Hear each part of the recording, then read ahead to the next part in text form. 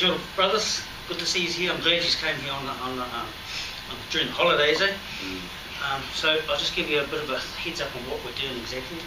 There's going to be a recording, obviously, if you're not no problems with that. Yeah. Your back's to the camera. Your back's to the camera, so they won't see you anyway. But yeah, and so we're just going to present a 45-minute presentation just for us men only, and then the social work group. We kind of feel like it's important to have some sort of a group discussion, really. Kawa, anything else you can think of in Kawa? Yeah, I'd like to thank you for turning up. It's quite funny because us as men social work students are already a minority, so it's like the 1% of the 1%. But it's great because what I'd like to do is get a micro version of this, cut it down, and send it to you, and so you can look back on it.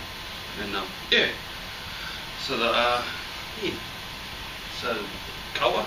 Kawa, yeah, I had a flow chart, but it saved on my computer, it wouldn't come to my phone. So, but apart from that, this is all planned.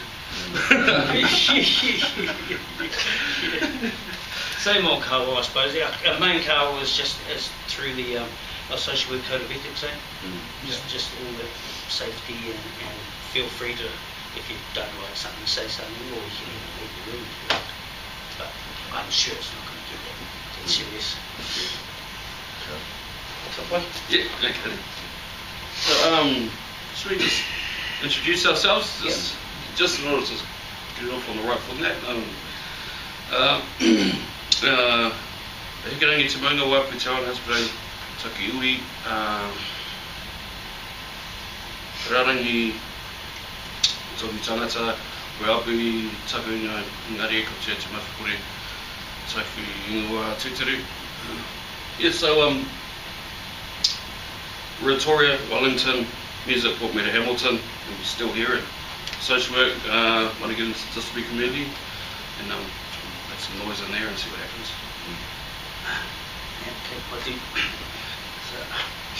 Ko tonu rera te mono, ko roto aira te moana, te arawa te waka, ko tūwhare tō te iwi, te hakairo, te hapu, motoa puhi te marae te turu, and Pernell, Erania, Manu, Pakau, tōku ingoa.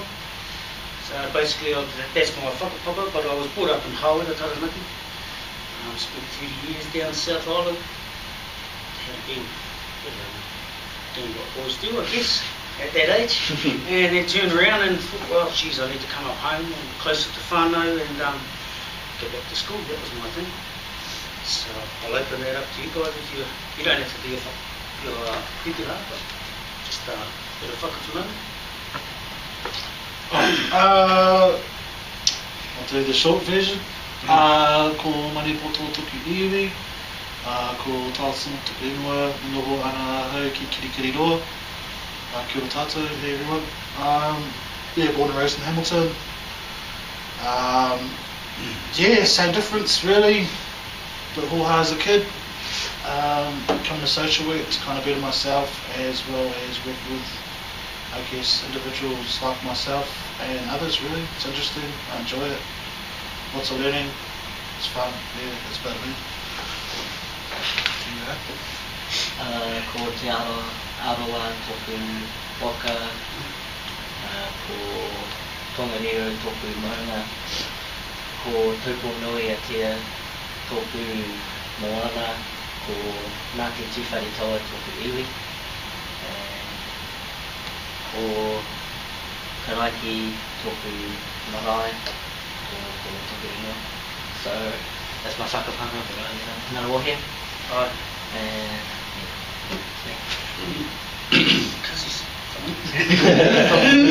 Down the road.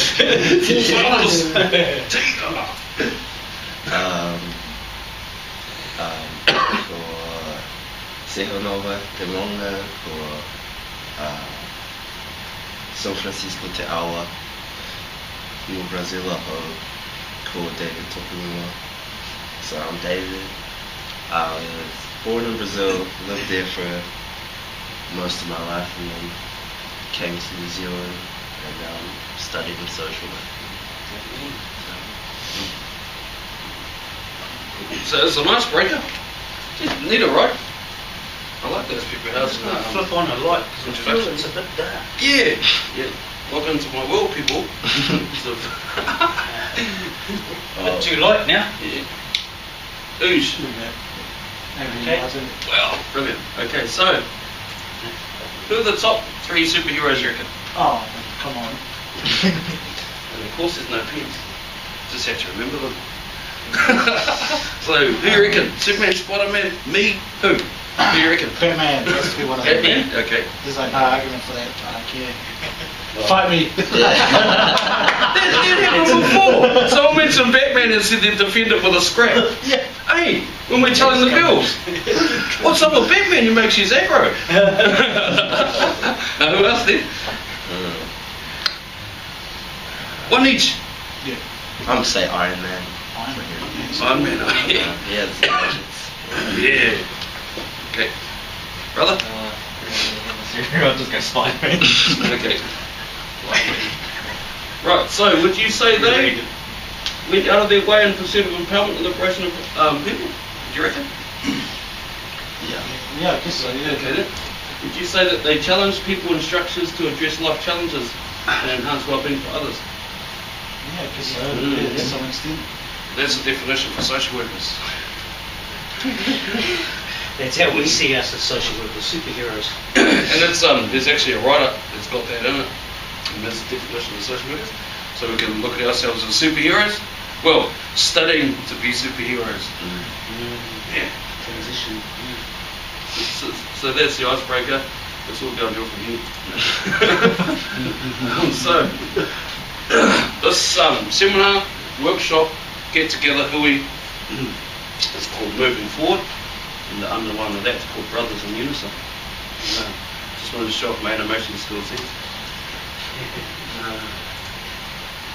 So, societal view of men from the history of early writings, and I've done some research on the earliest histories recorded.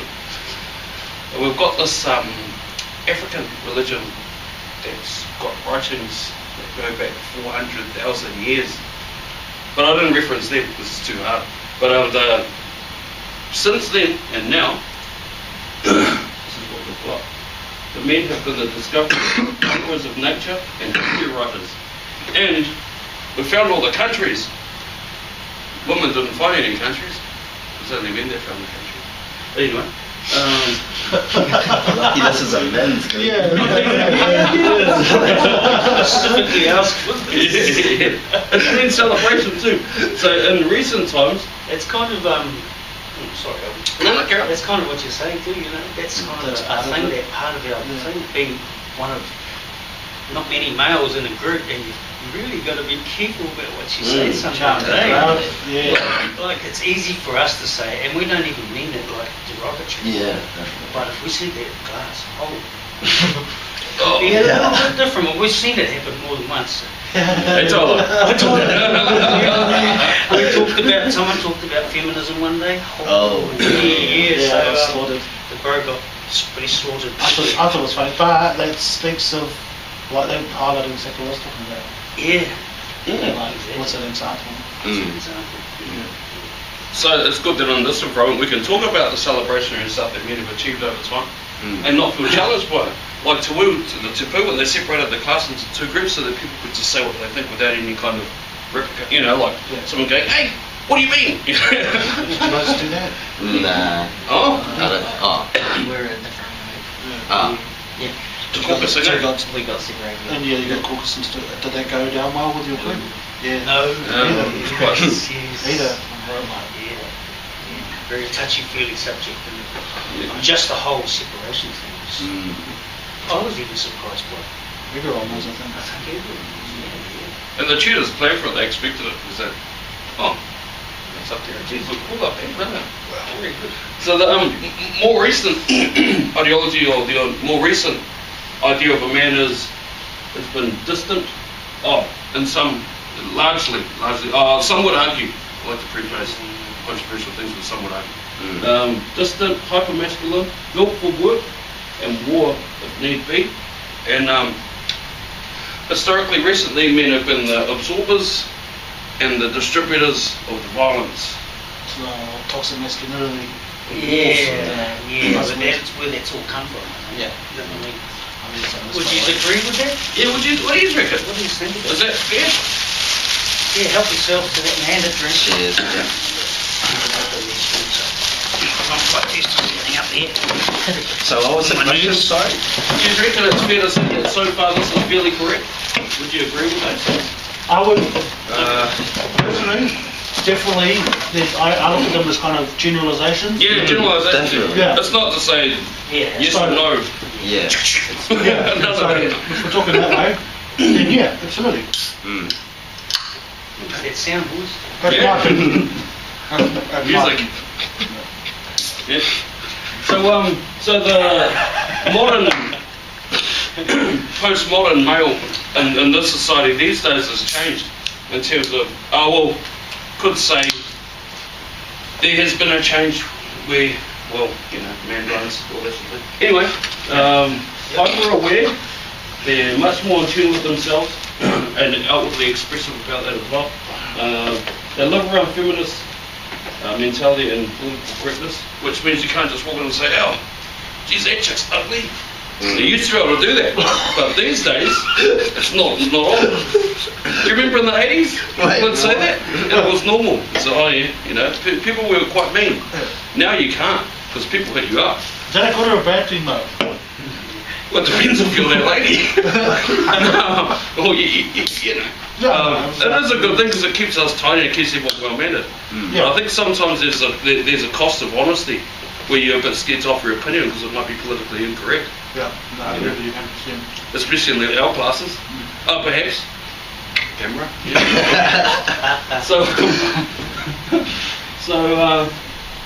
But at the same time,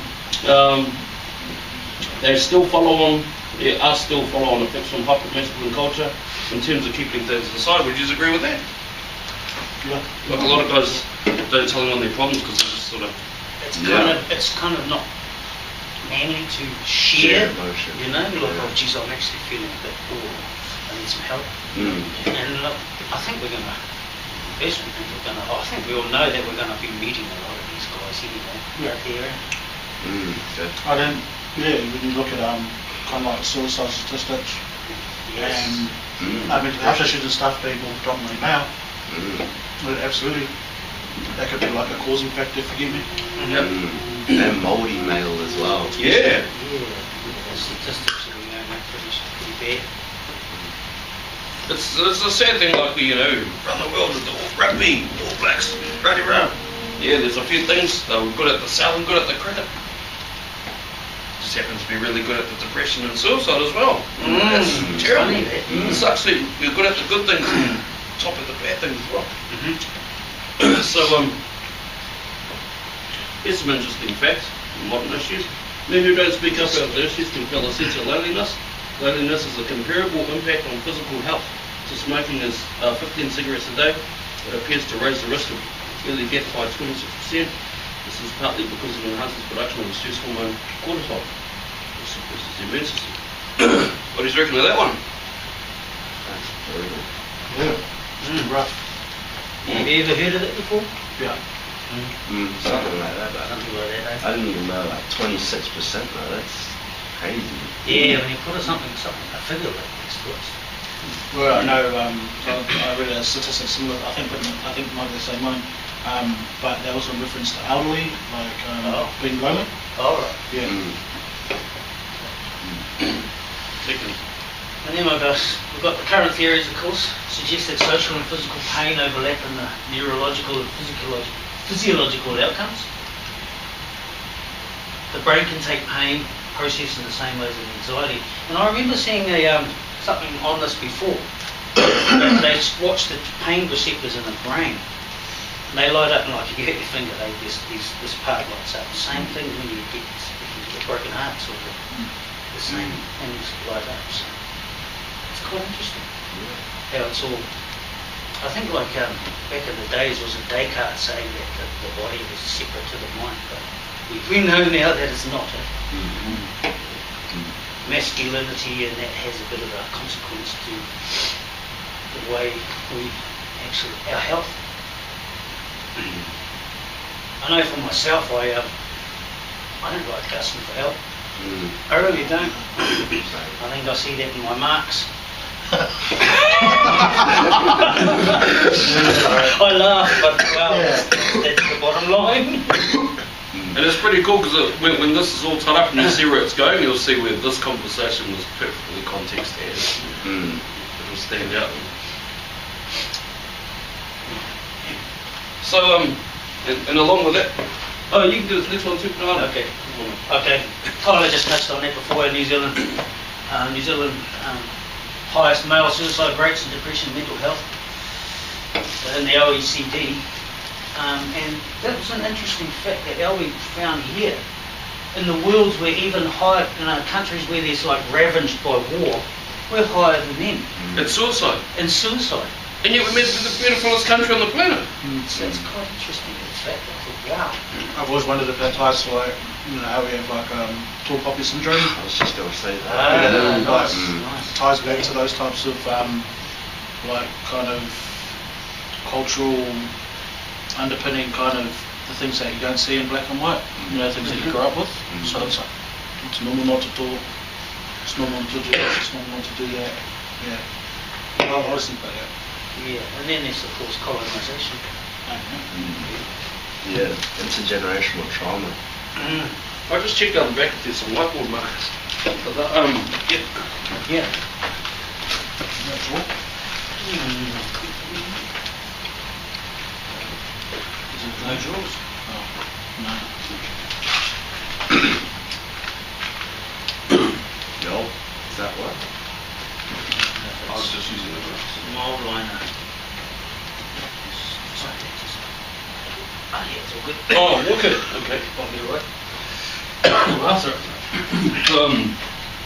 One of the things, actually, this get together first started off as we found out there's this really brilliant thing about chaos and what predetermines someone's future from high school on and what predestines where they end up is based on their ability to get a grasp of the concept that they can use to shape their thing around chaos.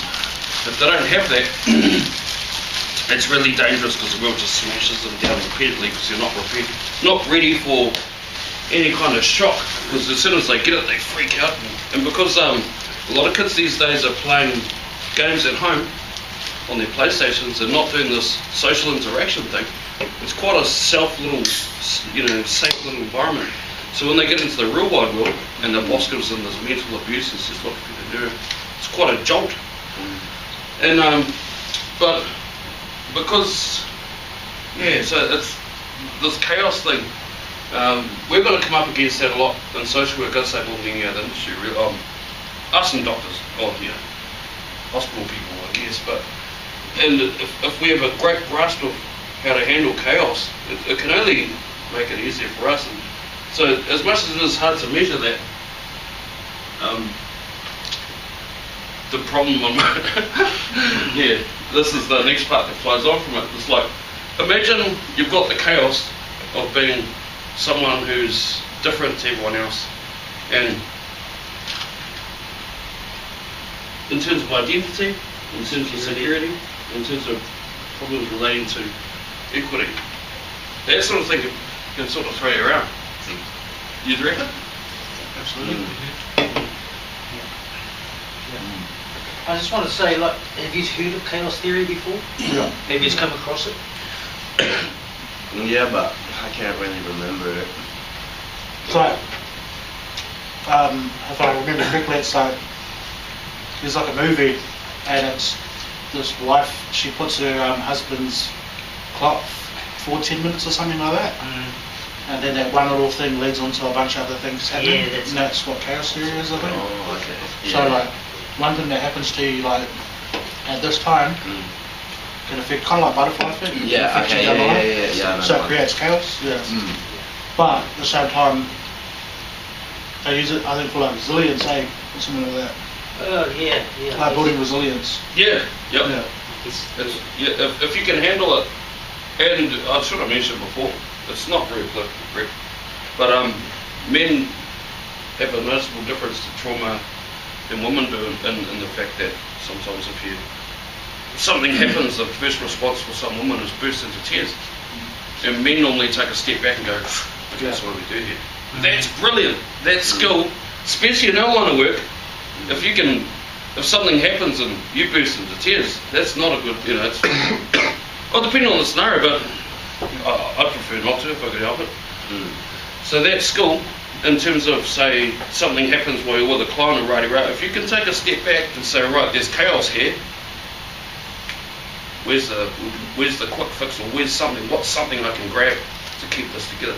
That's wicked thing. So inside these minority groups, it's an interesting thing that, they're in our environment, and they're us. 40 women in a room, 2 dudes, 3 dudes. We're a minority group. And problem with identity. Stand up and say, geez, I love being a man. It's neat. Oosh. It's almost, that's great. I'll just go, why's that? Actually, get a bunch of girls and tell them you're doing this presentation and watch them go you. Okay? The quote was, if you present that, it'll scare them and they'll walk away feeling ripped off. I'm like, what do you mean? I presented a 45-minute presentation in 2 minutes. And the flow of information, nah, it won't work. There was all this criticism, eh? And I know it's because of my identity. Because it was, well, we told them it was men's group. But anyway. So, right there, I felt a problem with security. Because there was this attacking going on. And, if it's a folly, you can say, oh, what are you going to do? With the girls, then the stuff. I mean, not that it was like that, but in any situation, if you argue with a girl in the class, she's got to win. I just don't do it. I say, and equity there. If you're on placement, and you've got somebody who's highly confident in the way of how to work their way around people, and perhaps you don't, equity is going to become an issue. And because our industry out there is largely women, at least one of us is going to get that. So I think it's just something to point out that in terms of this thing where we're the minority, those are the issues of that. It's that part. We have to do a little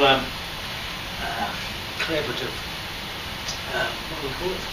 Collaborative exercise now. Our props are where you're sitting.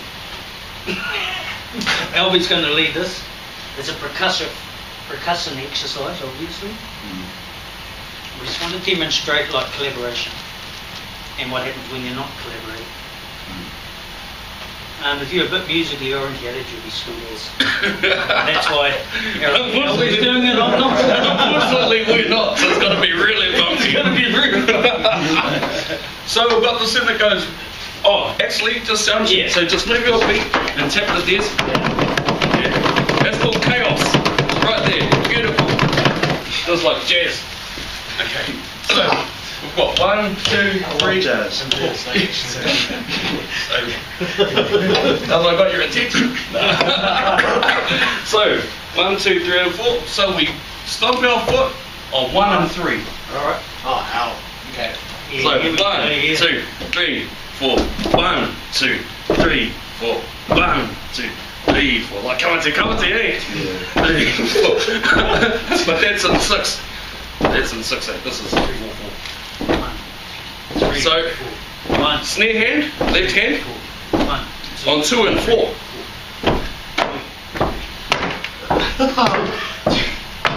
1, 3, 3, 4. You go. Oh, I'll throw it up. No, Sounding good. There you go. So with the right hand, you go. 1 and 2 and 3. Oh, come on. That's easy. You'll be alright. See, you got it.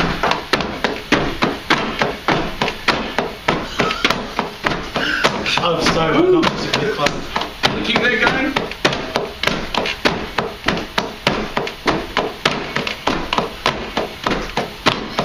So see how that's 1, 2, 3, 4. You see that? And those are tin, tin, tin, tin. That's a hi-hat pattern. Guess what? You're reading music. Foo.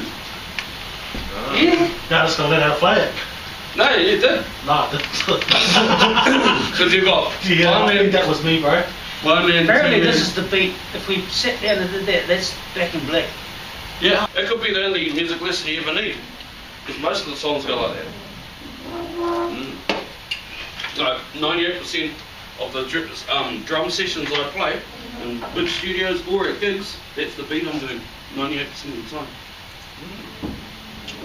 So, I'm just having a bit of a, excuse me guys, but I'm just having a bit of a reflexive thing here. Just listening to music, drinking, feels like I'm drinking.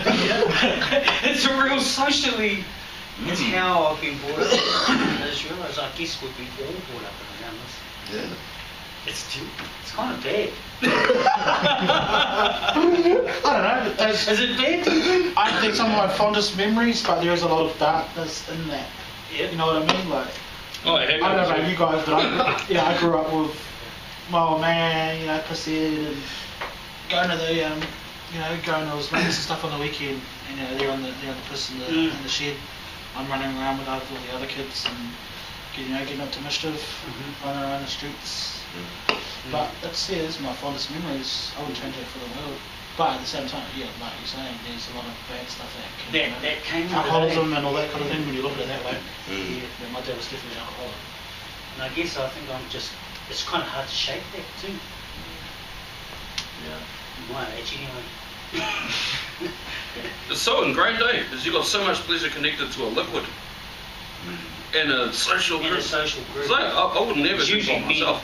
Yeah, man, yeah. Yeah. Well, the excessive drinking culture in New Zealand. So we got banned from Beer Fest. Australia and New Zealand. Really? Yeah, our stalls were banned. It's too ruckus. Well, yeah. Yeah. So we weren't allowed it anymore. That happened like quite a few years back, about 10 years ago. I hate to say I'm proud of that, but I am kind of bad. But it's bad. It's bad. But I kind of like the fact that, even how bad it is, but I think that's part of the problem. I don't know. That's my own, I'm a bit of, I could be a bit of a dickhead myself, so. Yeah. It's hard working in a musical environment if you're not a drinker. Real hard. You turn up, load the gear in, mate, want a beer? Alright, set it up. Well, that's all, you're finished. But you can do it. You can say, lemonade, mate, ready, right? And they look at it and they go, right, like I don't. Therefore you like it. But yes, that's an interesting thing. But I think as long as you can handle it, as long as you don't drink and just smash people over, or filter women or anything like that, there's nothing wrong with it. If you can handle it, it's no worse than coffee. If you can handle it, it's no socially degrading more than coffee is. Maybe you might get smart people, but that's innocent. So sometimes I think it gets a bad rap because the people can't handle it. Like cars, people speed and they crash. No one looks at all the other people who drive cars and say, "Is he driving a car?" Yeah, right. But that gets a bad rap. I think that's the problem though, is that people do that and it paints a picture, I think. Because you only hear about, I always say this to my friend, for every 10 positive experiences, you always remember the one negative one. Yeah. You don't remember the 10 people you drive past that didn't do anything wrong, you remember the one person that cut you off that morning in traffic. Yeah. So it's more memorable. That's just with everything though. Yeah. Even in the media, pretty much everything is mostly bad, and that's what draws everyone's attention. I don't know if you guys ever read comments on stuff. Sometimes I think he just goes, Talk big radio. who are these people? Yeah, how can they think this way? Just the most ignorant, but at the same time, sometimes those people are the loudest.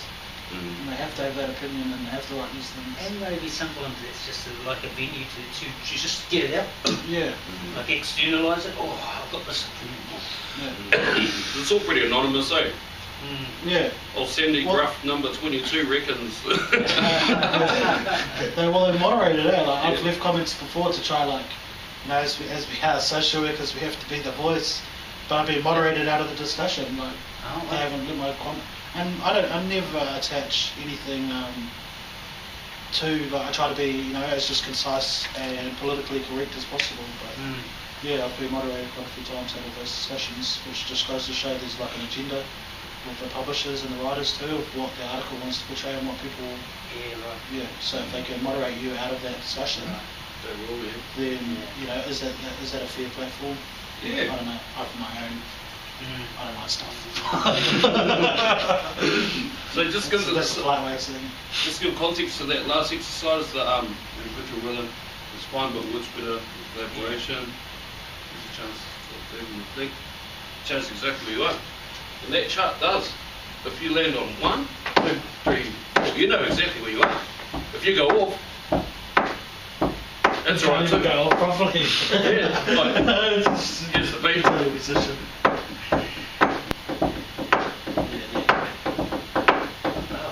That's another beat. Sounds good though. So what I've done is I've moved them all over. I can move any of these anywhere and read it in my head. And that's how I can play Latin music. So just as an example, rock goes like this. Rock goes like this. You know, that's what that says. You can do it with one hand, one foot. Latin music goes like this.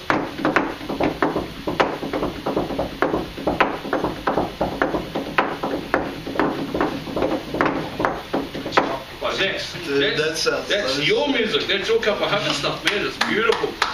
And your South American music taught us swing. It made jazz better, man. Without it, it was blues and classical slapped together, and that's okay. It came up with sad songs once they mixed that South American flavour in, man. Woo! Massive. So the difficulty.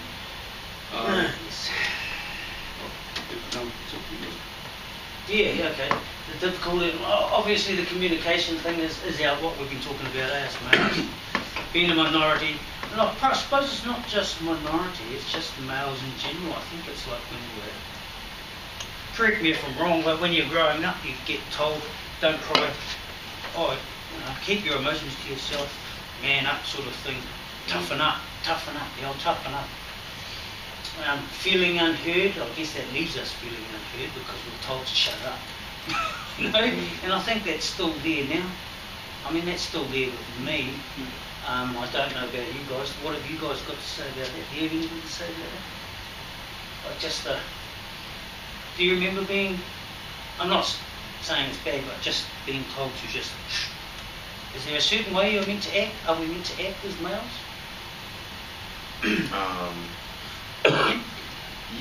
Yeah, but Yeah. it's like, I don't know, it's real generalized. Like, Yeah. Yeah. people say we should act this way, but why? Even just that chivalry thing, like hold the door open for the girl, ready, right? And you know, so tell. Yeah, like, so that's like, I believe in gender roles, and like, I can't really say this in class, like, I actually believe in that. Like, I believe as men and women we are different. You know, like men can bear a child, men can't. That doesn't just change, like from the biology standpoint, it changes the way your brain works, hormones, all this stuff. That all affects your feelings, thoughts, emotions. So like when someone tells me, Jordan Peterson, when someone tells me, he's a man. When someone tells me like what you're saying. Yeah. I don't know. Listen, I don't actually have a problem with that now because it's maybe stronger, but I can understand the negative effect from a societal level. Yeah. Because I grew up really hard, like really, really harshly. But I don't have any qualms with that because it's made me. So like when we talk things like, you know, like burnout with social work, I'll never have to struggle with that. I know I won't because like I've got self-confidence in the fact that like I'm just not gonna, you know what I mean? Like because I've had so much on me. Like you can take it, I don't think I'll ever have to worry about it. I can take it home and like things just kind of just wash off me. I think I was just asking really because I'm sort of coming from my perspective. Yeah, that's mine. I'm 50, Yeah. so I think it was maybe a little bit different. I'm not sure if it was different or not, but I agree. Like it's pretty much exactly like you said, but I think I've taken it differently. You know what I mean? Sounds like you've developed a good way of processing chaos. yeah. Yeah, well, I was ADHD as a kid, so I was constantly always in trouble. Yep. Always. So like, yeah, I was always in trouble. So I just constantly getting in trouble, and like, so for me, when something bad happens or something like that, I don't know, I tend to deal with it very well. Like I don't get too caught up in it, but I understand what that kind of, like that type of language and that type of attitude. So like, you know, like when you are feeling hurt, shut up. Like you're saying with the assignment thing, I'm in the same book. I'm not good at asking for help with my assignments, and I probably failed some because of that. So there's this negative side to it. You know what I mean? I can understand that, but generally speaking, I try to find the strengths in it too. If you know what I mean? Strength-based kind of, yeah. And one of the weirdest strengths-based guys on the planet at the moment is this guy here, Jordan Peterson. I think he's a genius. Well, he's a clinical psychologist, so he's not far off. He's very smart. And he's real popular because he's real honest, and he's sort of, but he goes around the world and he does these speeches, and I heard this one, and it seems to be like he could be talking to us. If we were at Yale, and if we were, look, he's talking to people at Yale, but the first minute and a bit of this lines up with the next part of our presentation so well, I have to do that and because of man crush. Peterson, you mentioned these ideas of responsibility, of virtue, of respect. You've, I think, detailed what you think students shouldn't do in these examples of like protests and these examples of certain types of activist tactics. What advice would you have for students? How can students make the changes that they want to make? Particularly, do you have any advice for students here? Yeah, read great books. Really, man. You've got this 4-year period that has been carved out of your lives by society. It's given you an identity, like a high-quality identity, and freedom at the same time. And you're not going to get that again in your life. You've got a respectable identity, university student, and complete freedom associated with that, or as near as you're ever going to get. And you've got these unbelievable libraries that are full of the writings of people who are intelligent and articulate beyond comprehension. And you know, and you can go there and you can learn all this. And you might think, well, why should you learn it? Well, you learn it to get a job, or you learn it to get good grades, or you learn it to get a degree, and that's all nonsense. It's nonsense. Did you hear that?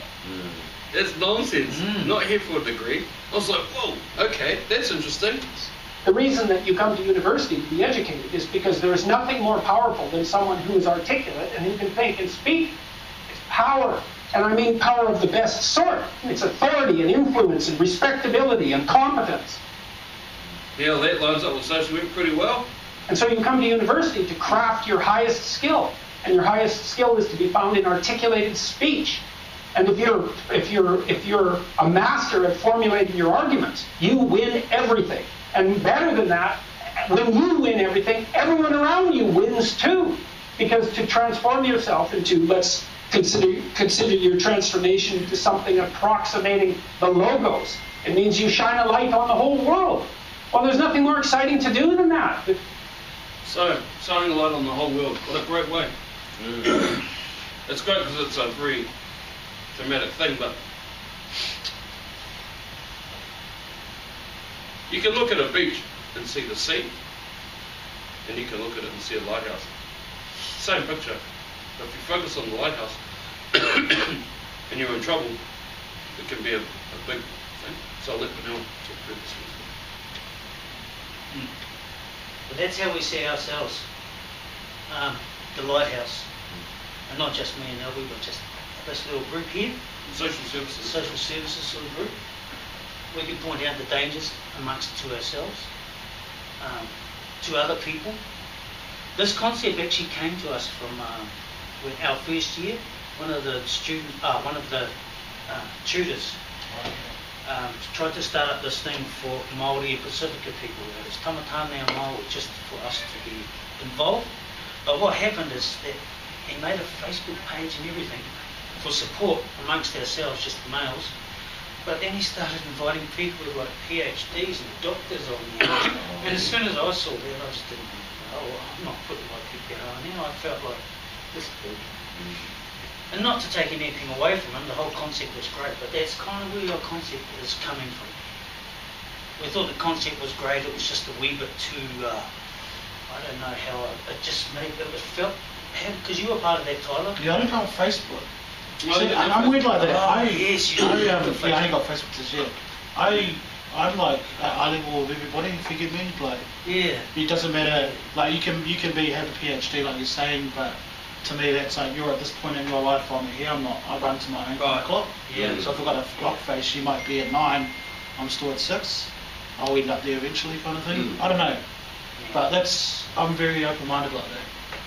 I definitely have my own like point of view and all that.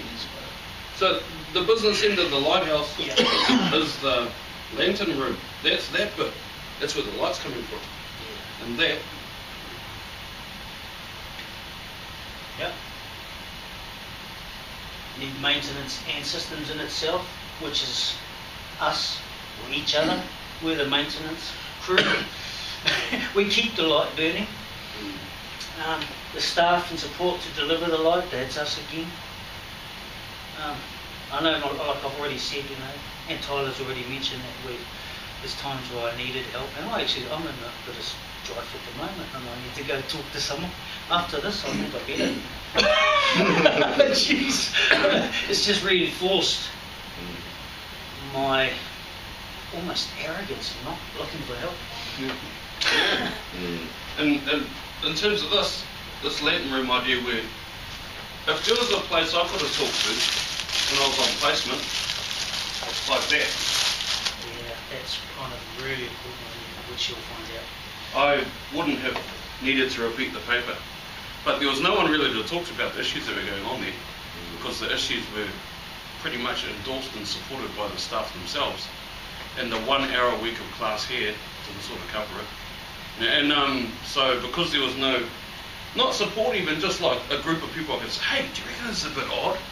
Because there was none of that. The agency devised the structure where the only course for moving forward was without me in it. And I won't say that was completely fair. And I've cleared my end of it really, really well. Like even when Bob knows that it wasn't anything deliberate, which is interesting. But so because of that, I have to repeat the paper next year because I didn't have anything like this. And well, there's a lot of reasons, but yeah, I can honestly say that if I had something where I could just turn around for group files and go, what do you reckon, man? This one of you definitely would have gone, bro, that's not on. Nah, that's not on. You need to talk to so and so. But without that, I sort of thought, oh, it's me, you know. I mean, I'm only a third year, and these guys are like, you know, doctorates and you know, honours and all this stuff. But anyway, so Yep. these are just some flash animations. So I can tell you one way to get placement wrong. And there's a few ways you can get things right. And this guy who built the light bulb, he tried 1,000 times before to build it.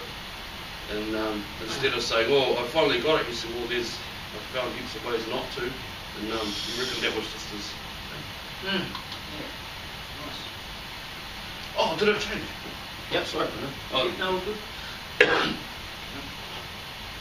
Let's just go over what you just said. Okay. So you've got the idea, this is us, and we're thinking about doing a page as well. It looks like Albi's already done it. Oh, yeah. It's the whiz. He's a man here. So, if you just want to join it, you can. It's a little community, and we're going to make it Wintec students, male social workers, just a group, so you can just get on and say, hey, and put out the I mean, like, we do get all the supervision and we get all the teachers and we've got all this other help, but I don't know, do you think it's a good idea to have a little internal group where we don't, you know, unjudging sort of group?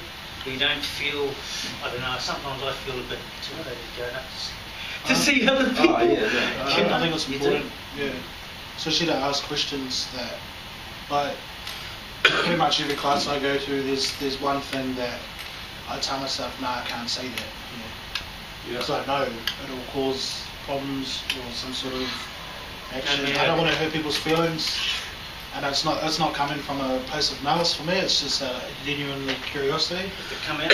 So for me, it's just like, at this point, if I'm not asking questions I want to ask, it's hindering my own learning, because I'm not afraid to ask it. I think it's different between fear and knowing that it's going to cause this reaction. I think that's the unhealthy part. If I was afraid, then it's like, okay, that's on me. But knowing that I'm in an environment where I can't ask certain questions because I know it's going to something, this is going to happen. Even That's though the hard part. it's hard to articulate something, I find it Always. hard to articulate stuff. I find myself going away and think, oh, I should have said it like this. That's what Bobby's group. Oh yeah, the tutor. So then, whatever it's called. Tongue now. Yeah. Oh, Where's what Bobby? Oh, Did you yeah. meet him? This is yeah. This is where the concept sort of He- come from. He started. He started. We And just it was modified all- it times 10 or something like that. But that was good. It was a good open. Like, you could be honest there. You Yeah. know what I mean? Like, you could just shoot the shit, so to speak. I think it lost it had this amazing, not vulnerability, but it sort of had this innocence to it, because it was just students and him, we could got each other. And then when it became PhD level masters, people chiming in, Yeah. in being first years, I was like, what the hell, what's this conflict theory? I'm not going to put that in. So it became this death thing, and I was like, I don't know. Yeah, it was So like, too much. yeah. So one of the things we could do, like just as an idea of how this could be used, is say somebody says, what's a good way to look at this issue through a Coles reflective model? You can go bang, put it up on the Facebook and go through that with them if you want to, and and use your own example of something rowdy around. They can turn around and it becomes this thing, and then when you put something you want opinions about, like karma. Like that. Yeah, so, and there's our references. So, APA. See that, Rebecca? So, was it fourth wall or something? Oh, that was fun. Oh, I don't even know how to do that. Mine's all saved on my phone and computer as it's so. But if you type that in, it'll come up on your phones. Yeah. And I've got this. No, sorry. Actually, we could send it to you. Yeah. Just email it Just email to- it. Oh, Facebook. The link, Facebook, yeah. Or Facebook. We could start off with that. So like on there you'll find this story, and it's about superhero social workers. And she sort of stole my icebreaker, and she made a 45-minute thing of it a couple of years back. But yeah. Very good. But yeah, so I'm not rounding things up by any means, but Yeah. the concept was. Might have to, though. Yeah. Time. The initial concept was get yours together, talk about what it is to be a male, rowdy rah, all these sort of things. Talk about what that is in study, talk about what that means in social work practice. And then say, along that journey, with the pros beside you, you don't have to feel outnumbered. If you're in a room with 30 girls, and there builds up to be 40 of us, and you just pick out your phone and think, okay, what day, someone's got to ask the pros. You've got 24-hour access to it. And there's other guys who I can even, that's why I wouldn't mind doing a shortened version of this and flicking it to them and saying, what do you think? Or even just a little like a PDF thing, just to say, it's just here like a little group. And Yeah, because we were thinking of like if we go off well, if we start off well, we can sort of start bringing in other social work students. from around the institutions, country, sort of thing. different institutions, and start something a little bit bigger.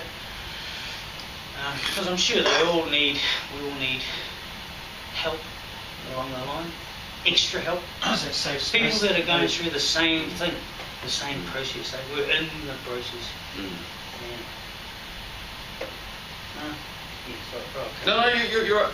Oh, I've really was in way too much, as usual. It feels like a class. That's all.